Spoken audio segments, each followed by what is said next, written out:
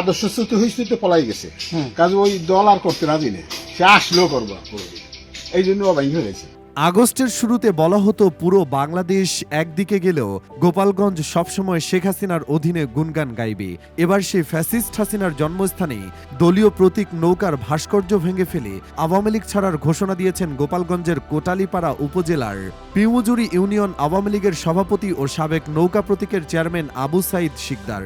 এ ঘটনায় পুরো জেলা জুড়ে আলোচনা ও সমালোচনার ঝড় বইছে। 27শে এপ্রিল রবিবার সকালে উপজেলার পিউজুরি ইউনিয়নের কাকডাঙ্গা গ্রামে আবু সাইদ শিকদারের বাড়ির সামনের পুকুর পাড়ে ইট, বালু, সিমেন্ট ও রড দিয়ে নির্মিত আওয়ামী লীগের দলীয় প্রতীক নৌকা ভাস্কর্যটি ভেঙে ফেলেন তিনি। ভাস্কর্যটি ভাঙার সময় চেয়ারম্যান আবু সাইদ শিকদার সেখানে উপস্থিত ছিলেন।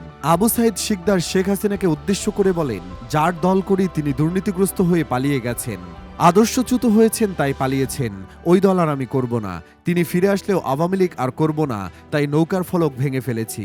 জানা গেছে আবু সাইদ শিকদার প্রয়াত সাবেক ধর্ম প্রতিমন্ত্রী শেখ মোহাম্মদ আবদুল্লাহর ভাগ্নে।